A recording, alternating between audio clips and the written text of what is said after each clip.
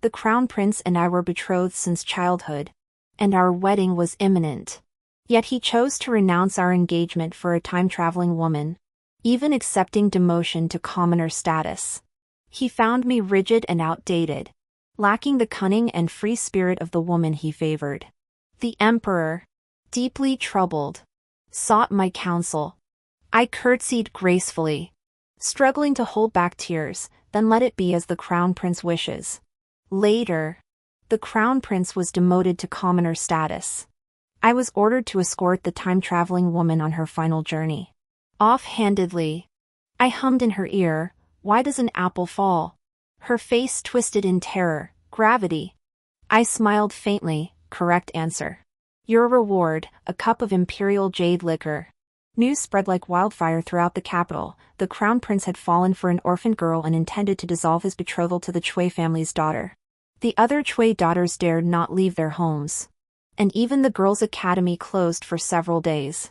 Just half a month prior, our Chui family daughter had been the most sought-after noble maiden in the capital, with suitors practically trampling our threshold.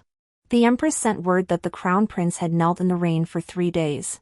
Yet his majesty remained resolutely unwilling to see him. The implication was clear: I was to go and settle this matter. Bitao entered carrying a tray of peach blossom pastries. Looking concerned. "Miss, you haven't eaten properly these past days. These are fresh from Zhang's bakery." I shook my head, lost in thought for a moment. "Help me prepare. I must go to the palace." Bitao had learned her craft under the tutelage of palace matrons. The chignon she styled radiated refinement and dignity, down to every strand of hair. Just like me, the Chui clan has produced 3 chancellors, 8 imperial tutors, and countless officials of 6th rank or higher, with disciples scattered across the land. My grandfather is the current head of the Chui family and the emperor's revered teacher. As a member of the Chui family, I was betrothed to the crown prince from childhood. Even back in Qinghe County, a palace matron personally came to raise me. If anyone in this world is most suited for Pei Yan, I'd claim second place. No one dares claim first. Yet this marriage, one even the matchmaker god couldn't dissolve, now faces uncertainty because of a powerless orphan girl. Their uncertainty is also mine. As soon as I entered the palace gates, I saw Pei Yan kneeling in the rain from afar. His posture stood tall and straight like a pine tree. His high-bound hair, now drenched, no longer flowed freely in the wind.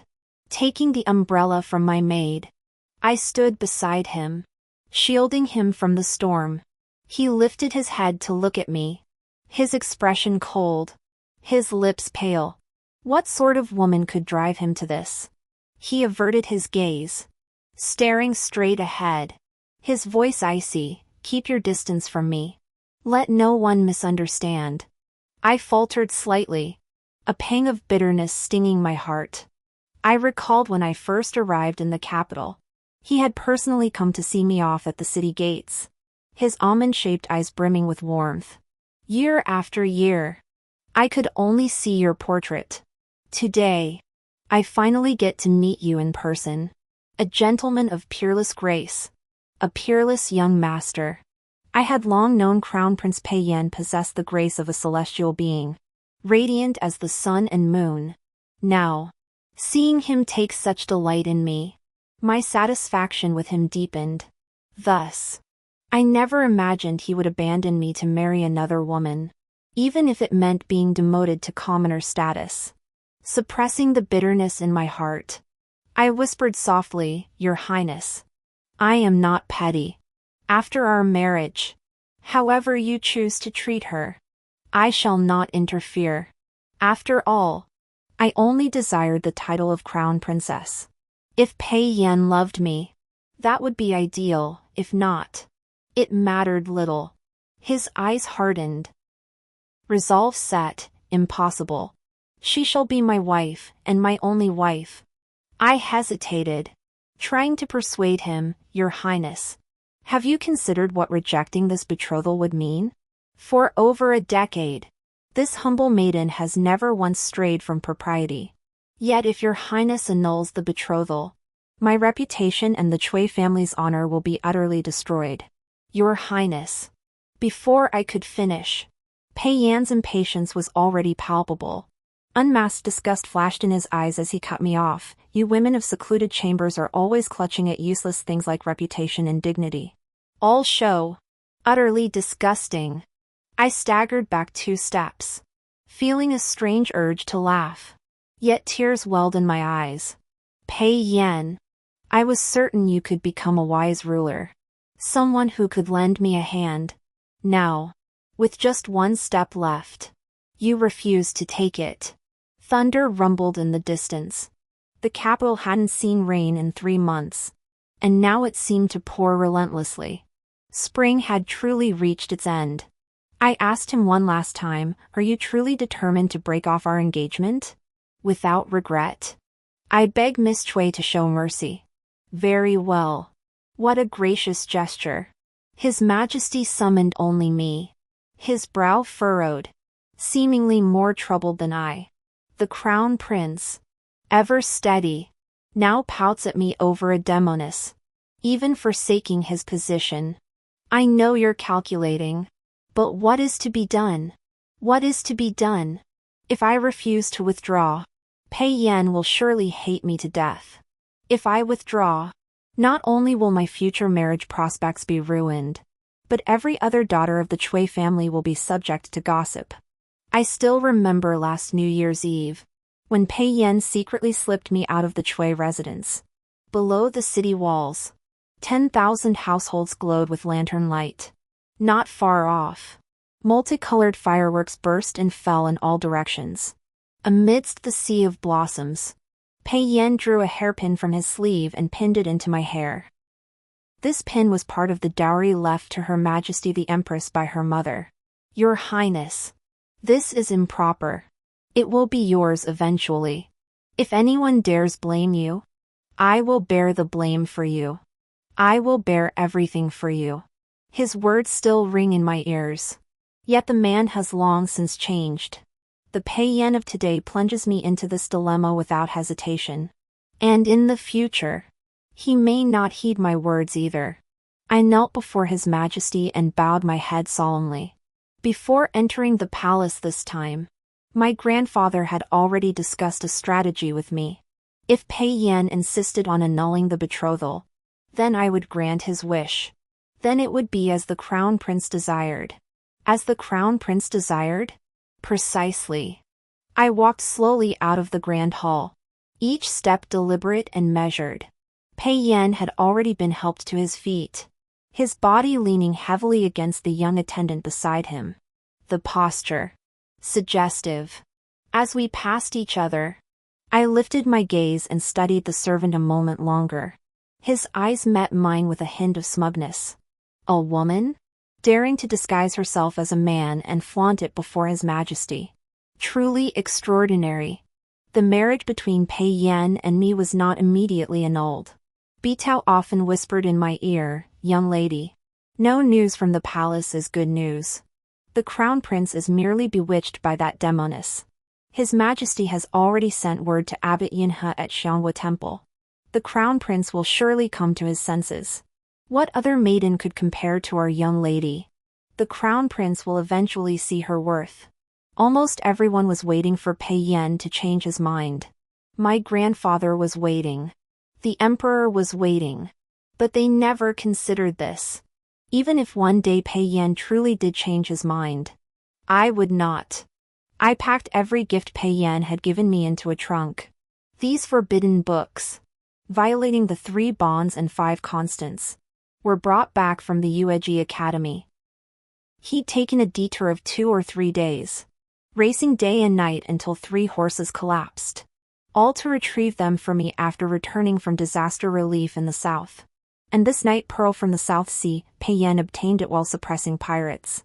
A rarity seen but once in a century, unseen even within the palace walls. I clutched my chest, eyes lowered, staring at the thick stack of papers in my hands. Returning on New Year's Eve, grandfather had already been waiting for me in my room, holding the essay I'd written opposing the new centralizing policies. He punished me by making me copy the family precepts 100 times. Pei Yan found an excuse to stay at the Chui residence, accompanying me as I copied them for several days.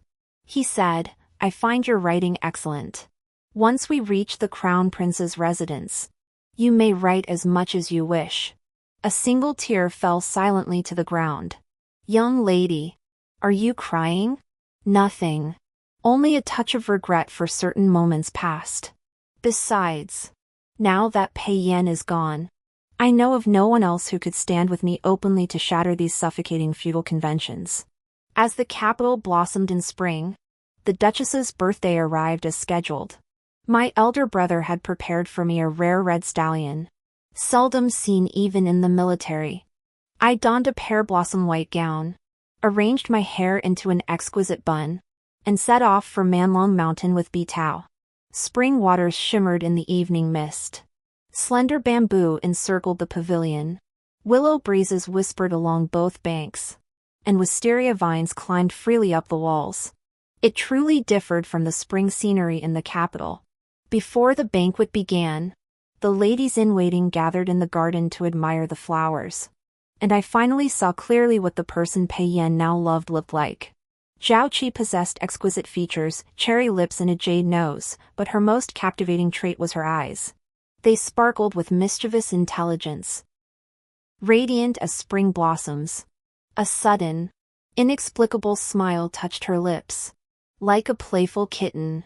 I sat with noble ladies I knew, conversing with ease and grace.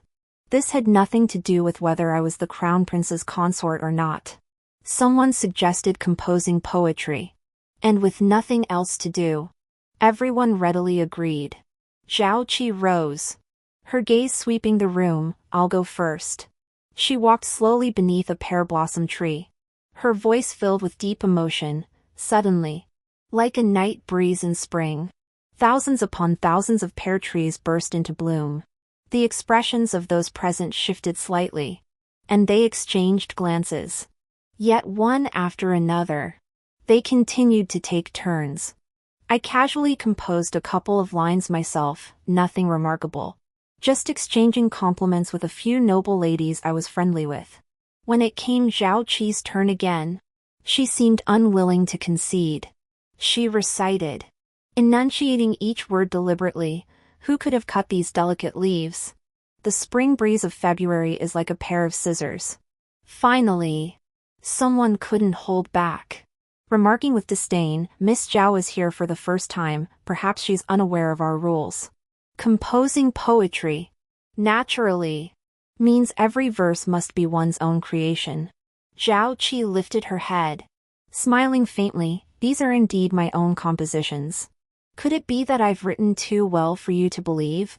The eldest daughter of the Minister of Revenue snorted coldly, "Though Master Zhang's poetry may be unconventional, we are not unfamiliar with it.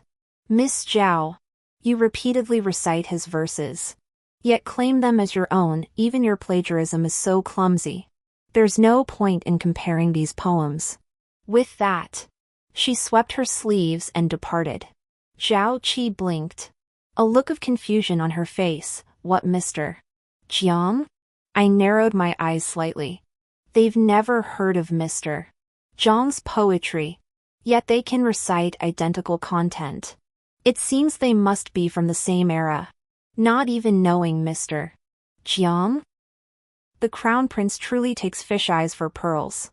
The Liu family's young lady covered her mouth and snickered. Zhao Qi turned back, raising an eyebrow. "Is it you again? You ignorant remnant of feudalism with hair longer than sense? Though we met for the first time, I'd heard plenty of gossip from your maids and servants. This Miss Zhao loved shouting about equality for all, regardless of status, at the prominent ladies of the capital. If anyone dared to argue with her, she'd immediately label them a narrow-minded bumpkin or a foolish woman wrapped in her own thoughts. Yet when she clashed with commoners, she'd invoke Pei Yan's name, determined to seize whatever she fancied. Having grown up in the Chui household, Bitao understood the truth. This talk of no hierarchy was merely her way of speaking to each person as they deserved.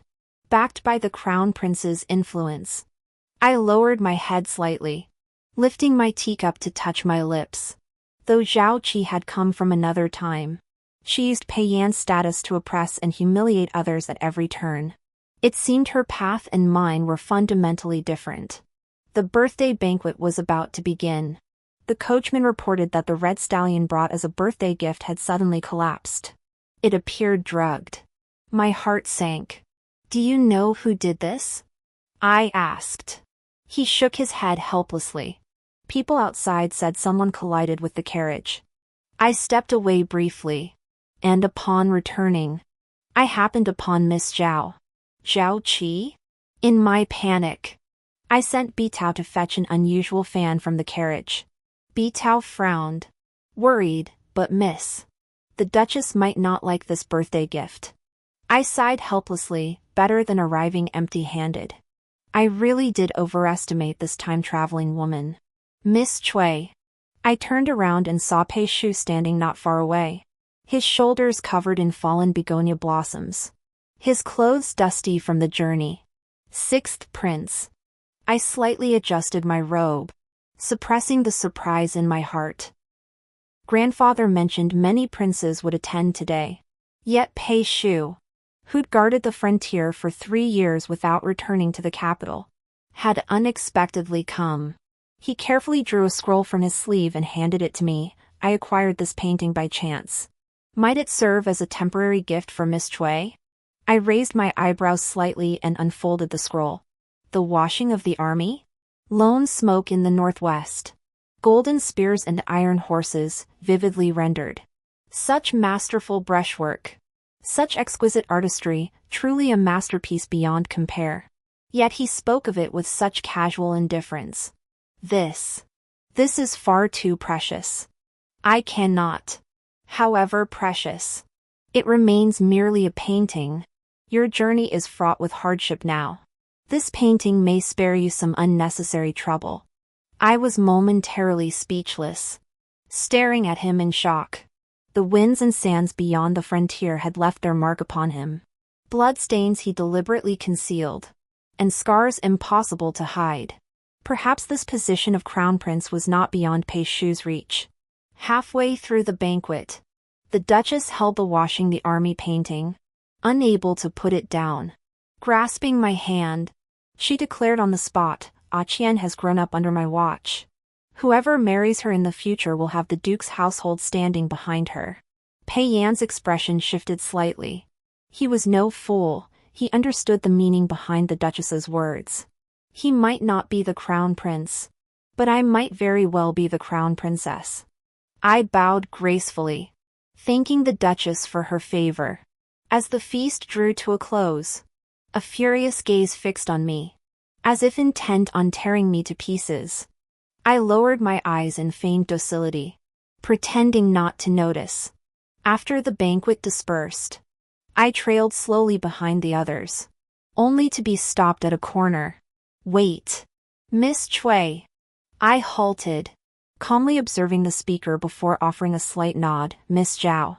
She waved her hand dismissively, nearly flicking her handkerchief at my face. "Goodness. I detest this rigid formality of yours, so stiflingly dull. Miss Zhao may do as she pleases." Having no desire for deeper acquaintance, I saw no need to linger. Zhao Qi stepped before me again, sneering. "Miss Cui truly lives up to her upbringing in the inner quarters, meticulous in every action and word. I doubt I could match your skill even in 10 more years." I suddenly recalled that fallen red stallion and offered a faint smile. "Miss Zhao, you dare scheme right under the Duke's wife's nose." I must admit I'm in awe. Arrogant families dread verbal disputes most of all. But that doesn't mean I'll let anyone get under my skin. She suddenly leaned closer, her voice sweet as honey. "That Mr. Jiang everyone was talking about earlier, I hear he was Miss Cui's first teacher?" I adjusted my sleeves. Dismissively. "Mr. Jiang? He merely read a few books with her. Hardly an enlightener." Her expression flickered with something strange before settling into mockery. "Of course. How could you women of the inner quarters possibly appreciate the beauty of such poetry? What exactly was Miss Chui trying to imply? I couldn't help but frown, displeasure already visible on my face. Then why did Mr. Jiang die? I gave a faint smile. Furrowing my brow as if recalling, she spoke treasonous words daily. She was torn apart by 5 horses. Treasonous words? I sighed, a hint of regret in my voice. His Majesty is the true Dragon Emperor, planning for the eternal good of the realm. What of freedom and equality? What of fairness and justice? Mr. Jiang questioned imperial authority. That was rebellion. Miss Zhao, do you think he deserved death? No sooner had the words left my mouth than Zhao Qi's derisive snort cut through the air. Everyone calls you Cui Qingqian, the foremost scholar lady of the capital. Yet you're nothing but a silly little thing wrapped in a headscarf. Did you truly hear none of that? I smiled, lifting my gaze to meet hers. Miss Zhao, you needn't spend every moment trying to dig a pit for me. I avoid Mr. Jiang like he were a venomous snake. She laughed with obvious disdain, no longer bothering to hide her contempt. Talking to a wall. No wonder Pei Yan dislikes you. I took a step back, my expression unchanged.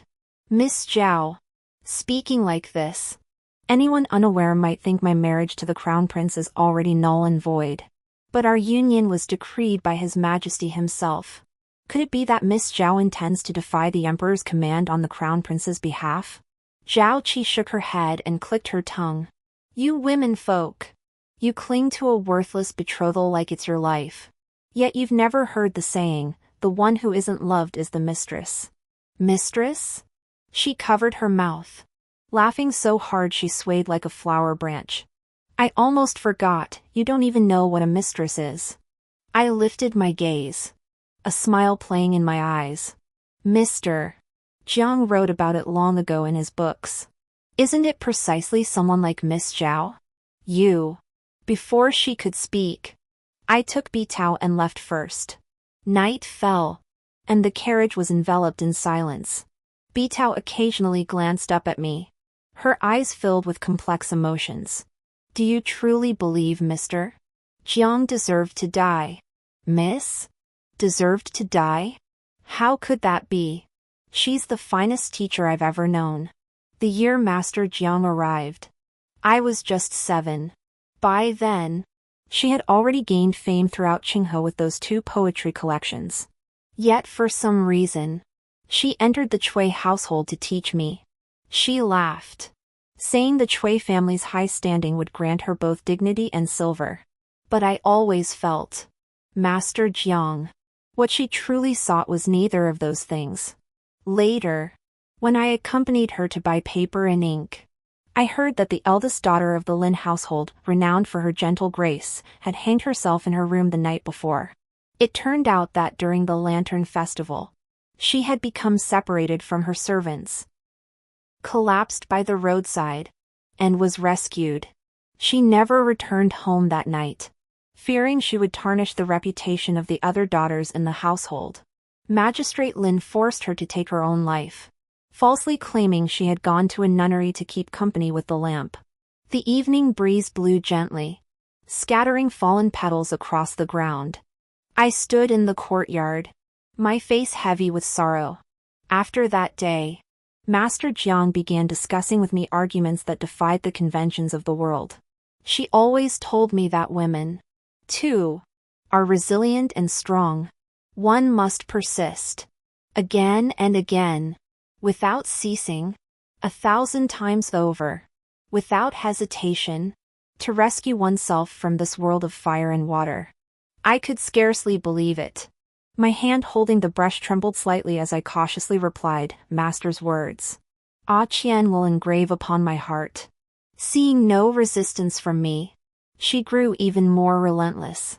When grandfather was present, she spoke to me of feminine virtues and moral teachings. When he was absent, she would pull a small booklet from her bosom. She spoke to me of freedom of speech, of equality at birth, of the proletariat, of communism, The black characters grew redder the more I read. Then I knew she was like me. Both of us had traveled through time. But we did not come from the same era. She came from New China. Mr. Jiang told me of the deafening proclamation at Beijing's Tiananmen Square, marking New China's birth. Beneath Xi'an's ancient city walls, whispers lingered within every brick and tile. In the misty reign of Jiangnan, Suzhou and Hangzhou remained as gentle as ever through millennia. At Shanghai's bustling port, every beam of light held a moving story. Through the Pearl of the Orient, dreams took root, blossomed, and bore fruit. Her homeland remained untouched by war, its daily life unremarkable. It still had the strength to aid nations torn by conflict. A drop fell onto the paper. I guessed it was rain from her eyes.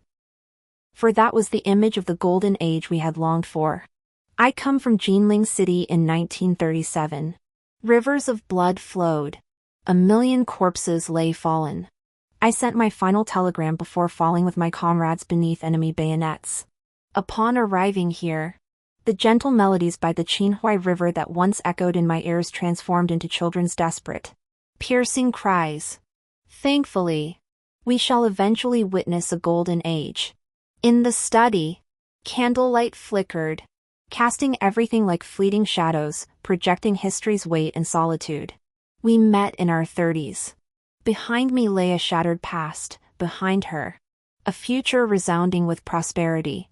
Soon after, she took me to a secluded courtyard beyond Qinghe County, hidden among mountains and forests. Mr.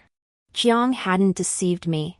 This seemingly ordinary retreat was actually a school where lessons were imparted.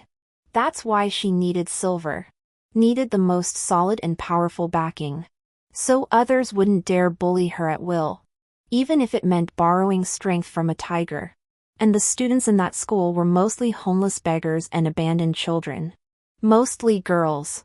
Master Jiang said that no matter how dynasties changed, the moment a woman ended up on the streets, her body ceased to belong to herself. Therefore, they must be saved. She looked at me, her gaze heavy. Our journey through time was no accident. If we truly become part of history, perhaps we are that pivotal moment. That spark of light. You came from darkness, craving light more than I. Yet the light I once beheld cannot endure this shadow.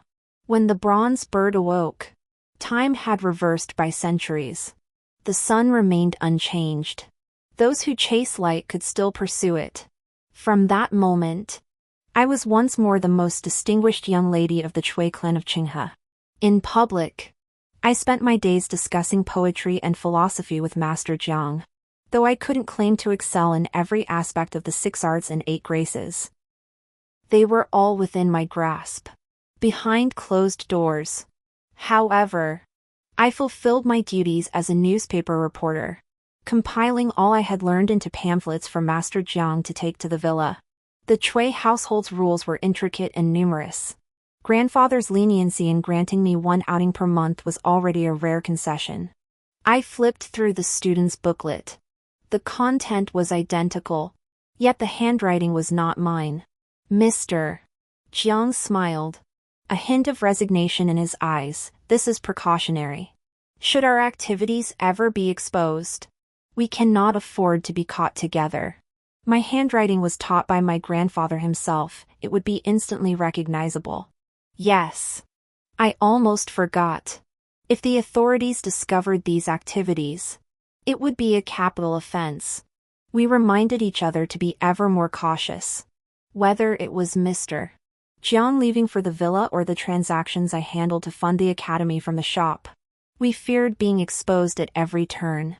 The day grandfather tested my Qin skills, Bitao rushed in frantically, saying Master Jiang had been arrested.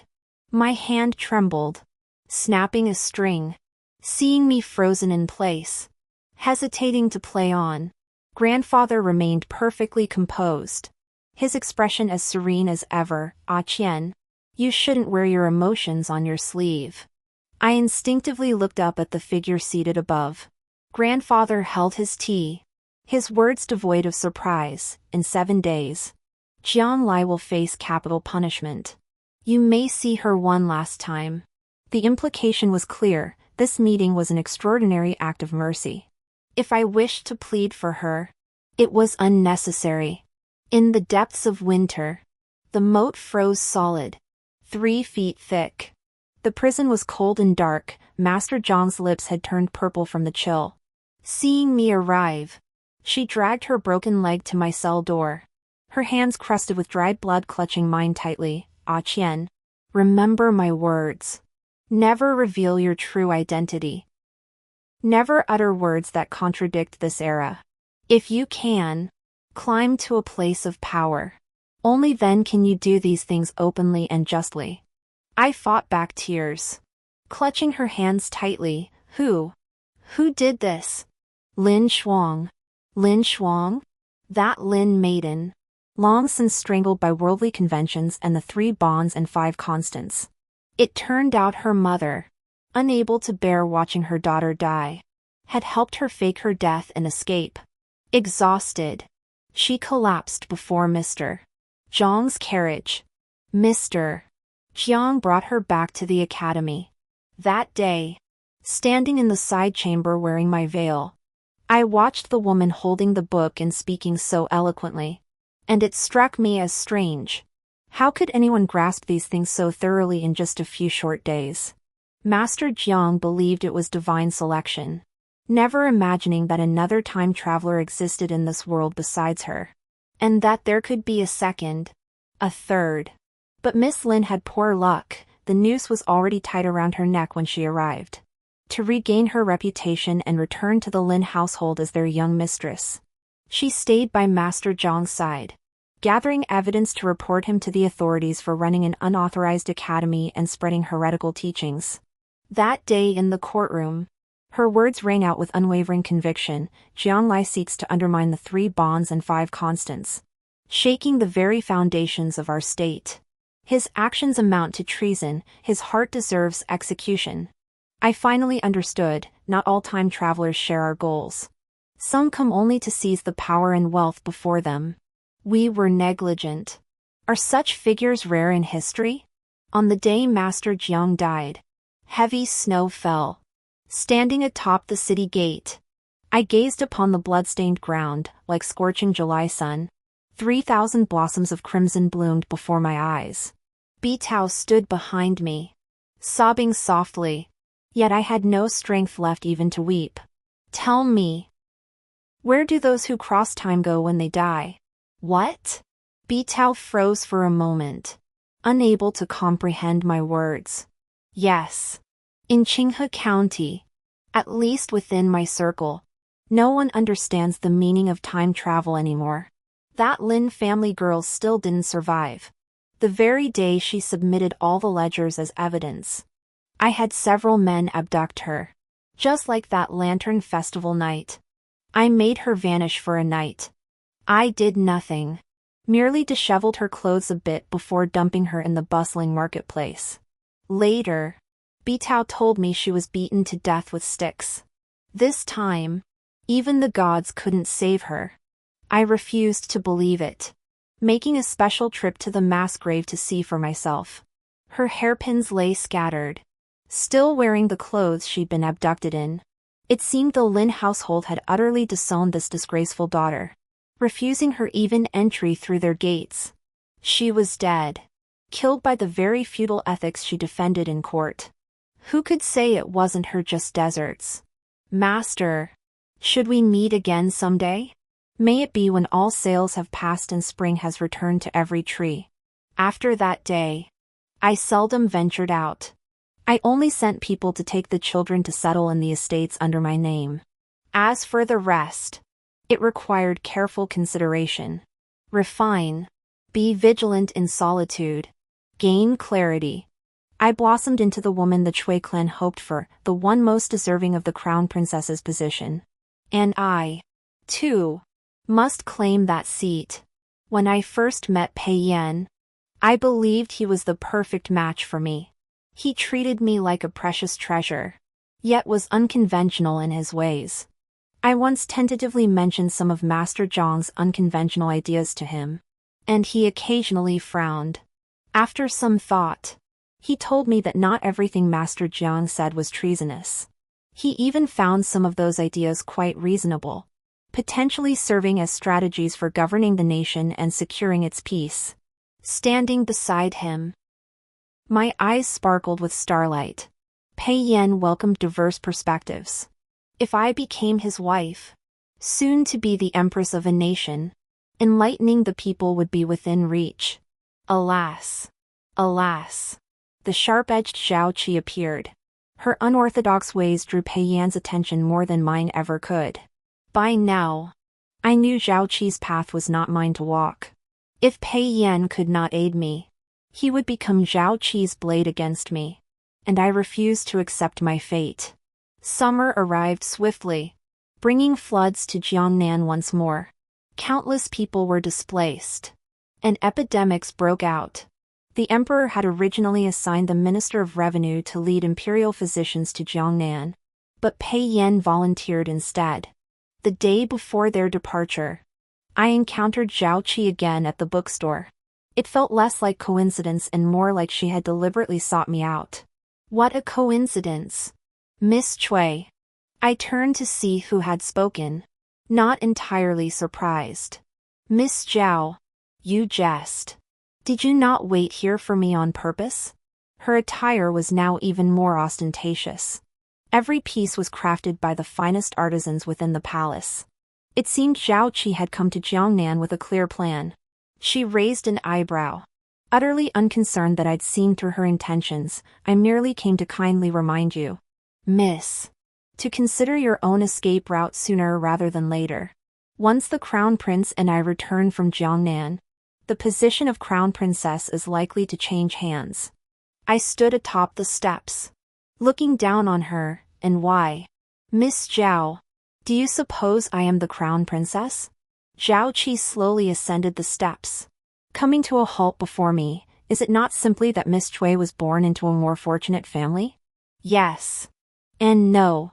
A breeze swept by, and I naturally raised my hand to smooth my hair, revealing the jade bracelet inlaid with gold and precious stones on my wrist. It was bestowed upon the Cui family by the late emperor, a priceless treasure, and a promise to them. I took a step toward Zhao Qi. Smiling faintly, Miss Zhao, the position of Crown Princess is decided by His Majesty, by the officials, by the will of the people. It is decided by no one but the Crown Princess herself. Whether you sit upon that throne depends entirely on your own abilities. Without another glance at her, I walked straight into the bookstore. Half a month after the Crown Prince left the capital, numerous reports began reaching the imperial city. Controlling the floodwaters proved manageable, but the current plague was a different matter.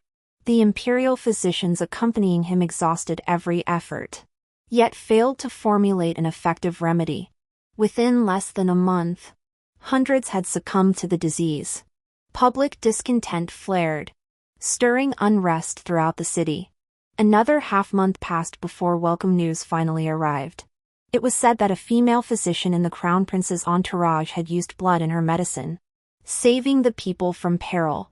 By the time the capital learned of this, news of Zhao Qi being revered as a divine maiden by the people of Jiangnan had already swept through the capital like the wind. Bitao's almond-shaped eyes widened even further. It took her a long while to recover, her voice trembling slightly as she spoke. Young lady, this isn't a good thing. I sipped my tea and handed the doggerel poem to Bitao. Why wouldn't it be a good thing? Find a few clever little beggars. Give them extra silver to spread this poem around. It'd be best if everyone could recite it. Bitao stared blankly at the words on the paper. Illness and calamity bring no peace to man, yet the blood phoenix enters Jiangnan? Miss, this speaks of goddesses and phoenixes. Are you suggesting that demonists should emulate? I calmly plucked a walnut and popped it into my mouth. I neither confirmed nor denied. On the day Pei Yan returned, crowds gathered at the city gates. That doggerel had already become widely known, and as they entered the city, The crowd lined the streets chanting it. Within mere days, Zhao Qi's literary fame had spread throughout the capital, unmatched by any other.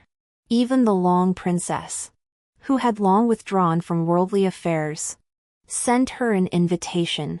During this time, I had been traveling between various shops, reviewing ledgers, and sending servants to return silver to Qinghe.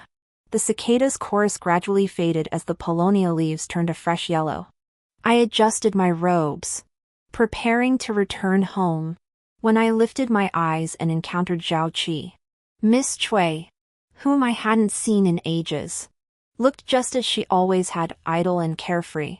Unlike me, who accompanied the crown prince everywhere, practicing medicine and dispensing remedies. Busier than a bee. Now at the height of her fame, she naturally wanted to take a jab at me. I smiled, feigning indifference. Miss Zhao, born of rustic origins, is destined for toil.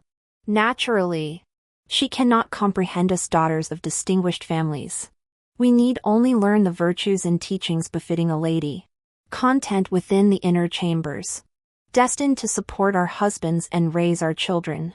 She gave a cold snort and brushed past me. Then I wished Miss Cui every success in achieving her desires.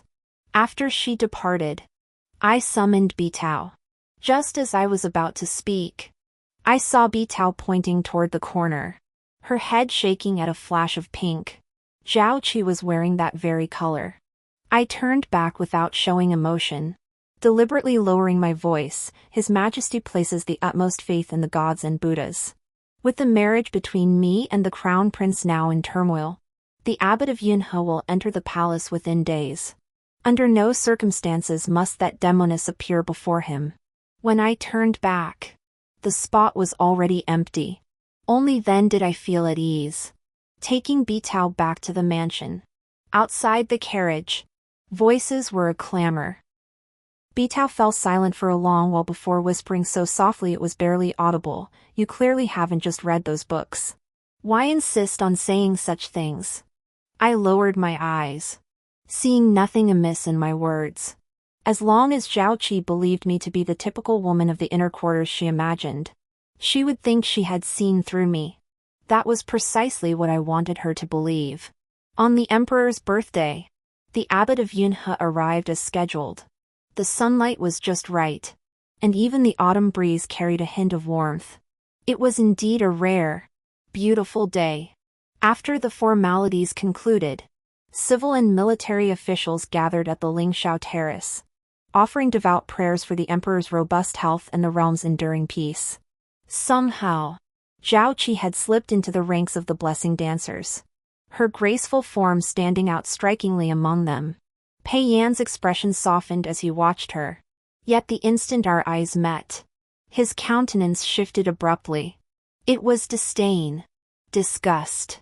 He likely knew I had sent men today to prevent Zhao Qi from entering the palace. Hence his reaction. But I had merely played my part to the fullest. When the dance ended, Zhao Qi lingered with a smile, deliberately remaining until last to offer a slight bow to the abbot of Yunhe. Standing beside the empress, I too wore a faint smile. The abbot of Yunhe temple paused his prayer beads, his eyes suddenly widening. "Please wait, lay devotee," he called out to Zhao Qi, his chant resonant, "Amit Bao Buddha. Your noble aura suggests you are no ordinary woman." His words sent ripples through the crowd. The ladies who had recently befriended her chimed in, "Master, you may not know, just a month ago, Miss Zhao broke the plague's hold in Jiangnan. She used her own blood for medicine and is now revered by the people as a divine maiden.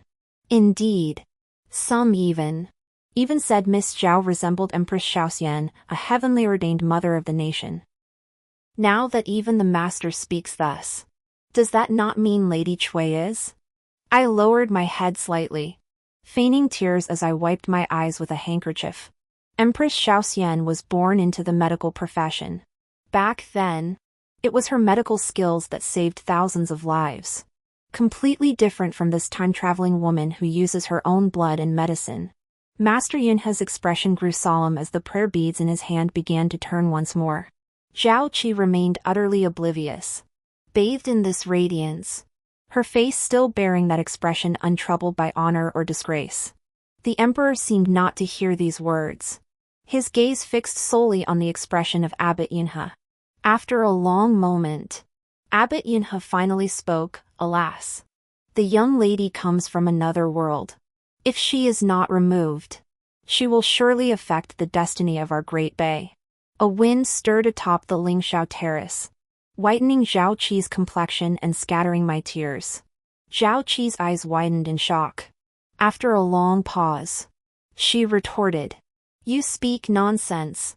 I am the divine maiden praised by the people." Pei Yan hastily knelt beside Zhao Qi, his voice trembling slightly. "Your Majesty, there must be some misunderstanding. Aki truly saved your imperial son and resolved the plague crisis in Jiangnan. The imperial physicians can all attest to this." No sooner had he spoken than the physicians who had accompanied him to Jiangnan arrived. They held a pile of medicinal residue in their hands. "Your Majesty, this humble servant has compared all medicinal residues from our time in Jiangnan. The earlier batches that showed no effect were all contaminated with conflicting herbs during preparation. Only the pot to which Miss Zhao added her blood remained untainted." The sovereign rose first, his expression darkening considerably. He approached the chief physician, suppressing his anger. "What do you mean by this? Could it be that Miss Zhao, seeking fame and a place in the Eastern Palace, resorted to this desperate measure to emulate Empress Xiaoxian?" Imperial physician Zhang knelt prostrate, not daring to lift his head.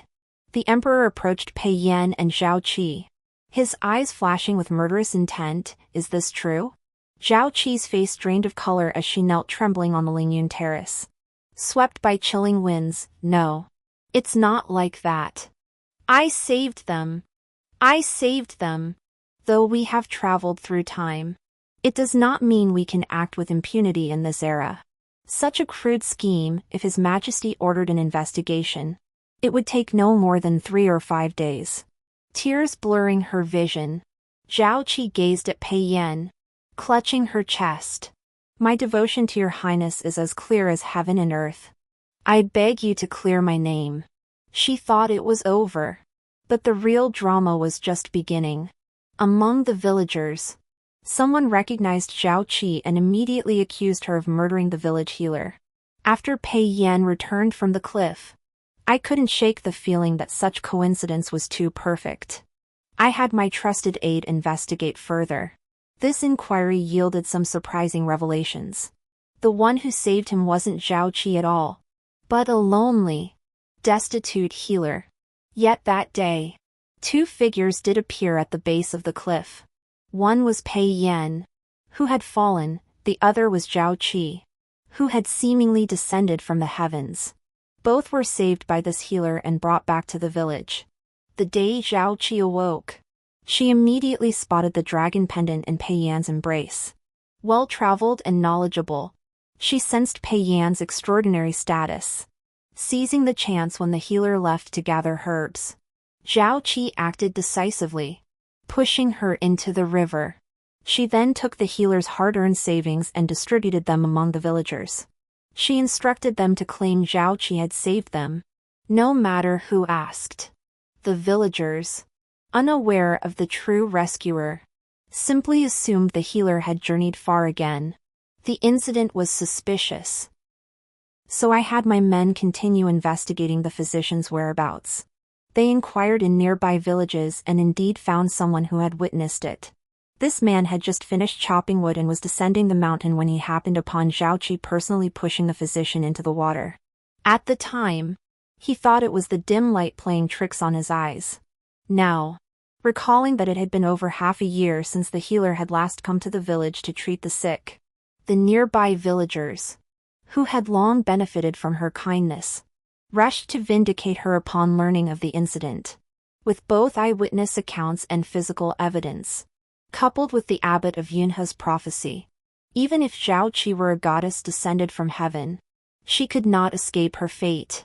In the dungeon, I brought her poisoned wine to see her off. Not to kill her, just to silence her. Zhao Qi was bound to a wooden chair, her head drooping, whether asleep or unconscious. I couldn't tell.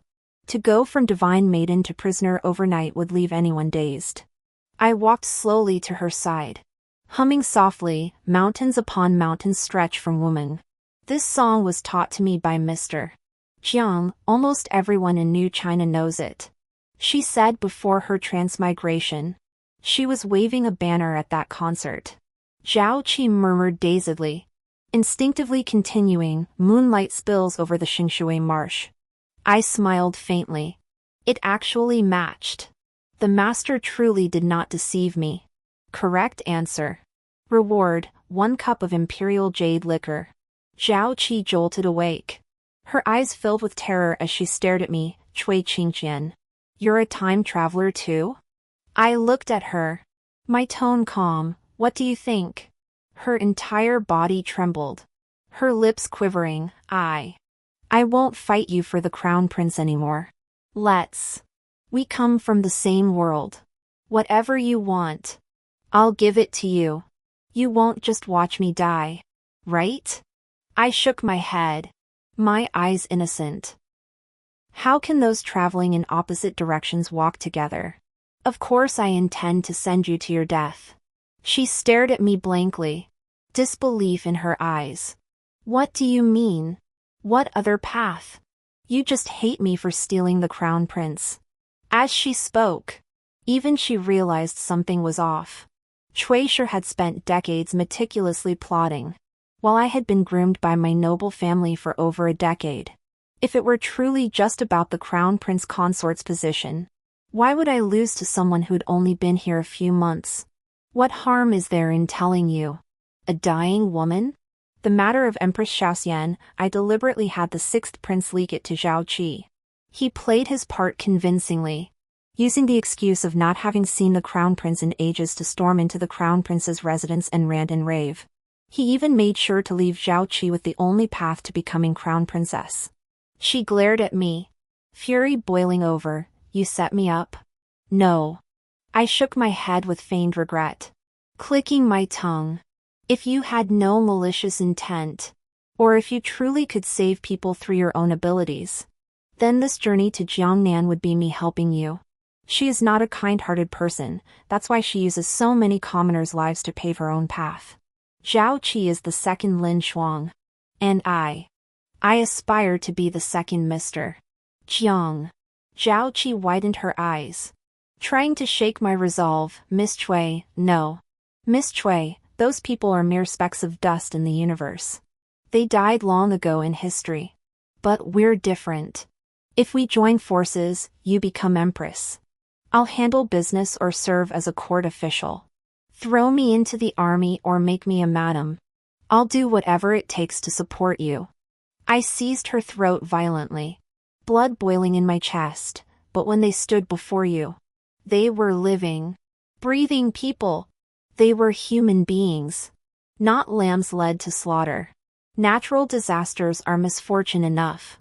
Yet she trampled their corpses to climb to power for her own ambition. How can I be sure such a person isn't a stain of evil in history?" Zhao Qi's face twisted in fury as she gasped. "So you want me dead? What nonsense about disrupting Debao's destiny, it's all lies." "All lies." I poured a cup of wine slowly, not spilling a single drop, and said coldly, "Indeed it is false. The dead cannot disrupt the fate of Debao. What was the abbot's surname again? Cui. And he happened to be from a collateral branch of the Cui family, secretly supported by the Cui clan's head. That day, I deliberately revealed to Zhao Qi that the abbot was about to enter the palace.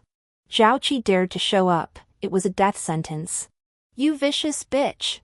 I'll report you. I'll report you." I poured the poisoned wine into her mouth without a moment's hesitation.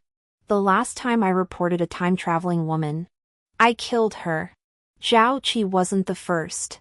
And she won't be the last. The memorials piled on the emperor's desk were like snowflakes swirling outside the window. Half demanded the crown prince Pei Yan be deposed. Half advocated for the 6th prince to become heir. After the Duchess's birthday celebration, grandfather once asked me where his pawn should be placed. My elder brother was present then. I pressed my lips together and looked up at him. The sixth prince has fought alongside you on the battlefield. How does he compare to the crown prince? My elder brother pondered for a moment. If the crown prince ascends the throne and a hostile nation attacks, he will find 1,000 ways to maneuver. But if it were the sixth prince, it would be summed up in one word: fight. Those who invade our land, no matter how far, must be punished. Whether it's a marriage alliance or ceding territory, unequal treaties cannot save a weak nation. We can only strive to strengthen ourselves. I inquired further, what does grandfather think? The sixth prince stands alone. The Chui family saved his life and recognized his worth. They would be a sound choice. Slowly lifting my skirt hem, I knelt before grandfather, then I implored the family head to rally the full strength of the Chui clan to secure the sixth prince's place as heir apparent. My elder brother couldn't help but voice his concern. But isn't it the crown prince you truly care for? Akian? I smiled and shook my head. What is gone, yesterday's days cannot be held. That day when Pei Shu presented me with the painting, he frowned and looked at me with unusual intensity. You once saved my life and secured my future prospects. If you are willing, whatever you choose to do in the future, I will gladly become the blade in your hand. At the time, I hadn't yet fathomed Zhao Qi's true nature and hadn't given it much thought. I refused him on the spot. The sixth prince needn't go to such lengths. Saving a life is a matter of utmost importance. Anyone would have stepped in to help. Saving that young man, lying in the snow, barely clinging to life, beaten and humiliated beyond recognition. That sixth prince, born of lowly origins, whom even the emperor wouldn't deign to glance at. Besides, I never truly needed a blade. What I sought was someone to walk beside me. On the day Pei Shu was proclaimed crown prince, my elder brother took me to the star-plucking tower. Yet halfway there, he claimed urgent military matters required his attention and sent me ahead. The capital's lantern festival drew crowds as vast as the sea. Standing atop the star-gathering tower, I watched as lanterns hung along the distant avenue, millions igniting in succession. They shimmered like fiery trees and silver blossoms, radiating a kaleidoscope of iridescent light. Do you like it? Pei Shu stood behind me, gently draping his cloak over my shoulders. It's windy up here. I turned and gave a slight nod. Your Highness, your elder brother calls me Ah Shu. You may do the same. I pressed my lips together. This. Pei Shu took a step closer. Ah Qian. In 3 months you will be my crown princess consort, my rightful wife. There is no need for such formality between us. My mother once brought me to Qinghe County as a refugee. After she passed away, I was saved by a gentleman. I snapped my head up. What? Pei Shu smiled. I'm a year older than you. When I was 12, I saw you. You stepped down from a carriage and accidentally dropped your veil, right at that schoolhouse. Ah Qian. If the future truly unfolds as the master foretold, I can give you. I am willing to lend you my strength. So he knew. He knew all along. Your Highness. The intertwined relationships and power dynamics of the aristocratic families are complex. What the master speaks of is no simple matter. Are you truly willing to take this risk with me? Pei Shu no longer looked at me, instead walking to the window. Snowflakes swirled down, falling thick and fast. He remained silent for a long while before suddenly speaking. The taste of hunger and cold. I know it well. I know the pain of being trampled underfoot because of lowly status, of being barred even from the official roads. My mother, trying to earn money to feed me, repeatedly shut out. I know the hardships women face. I want to change all this, because of you. Yet not solely because of you. I bowed my head in respect. My elder brother once said Pei Shu's archery was peerless under heaven. Yet now I saw his hands trembling slightly. He feared my refusal. But I had come precisely for this. I said, agreed. Below the star-plucking tower, 10,000 households glowed with lamplight. In that moment, Pei Shu's eyes shone brighter than all those lights combined. 5 years later, a heavy snowfall carried away the gravely ill emperor. After 3 feet of ice melted, Pei Shu ascended the throne. Compared to the late emperor and Pei Yan, long since demoted to commoner status, he proved exactly as my elder brother described, decisive and ruthless in his methods. He overhauled the bureaucracy, weakened the aristocratic clans, and cut state expenditures. Even my grandfather frowned. He had once suspected I might be as unorthodox as that female scholar who was torn apart by 5 horses. Later, seeing my persistent determination for the position of crown princess, he put his mind at ease. Yet Pei Shu's blade ultimately turned toward the ironclad aristocratic families. Without toppling these clans, top-down reform remained impossible. Moreover, following Master Zhang's counsel, Pei Shu established modern academies, reformed the imperial examination system, encouraged innovation, cautiously opened trade, strengthened military training, and permitted women to establish independent households. Within 3 years of Pei Shu's ascension, Jiang-style academies spread across the land, waiving tuition fees for impoverished students. Feudal systems, outdated customs, and prejudices may be jostled, dissipate, and replace over history's long course, yet their disappearance never happens overnight. This path is inevitably strewn with thorns. But fortunately, now I stand at this height. As Mr. Jiang had hoped, openly and with integrity. The road ahead stretches long and winding. I believe that historical turning points are never achieved overnight. They are the culmination of the lifelong efforts of thousands upon thousands. Perhaps one day, when I look up, I will realize that the golden age Mr. Jiang spoke of is already within reach. The end.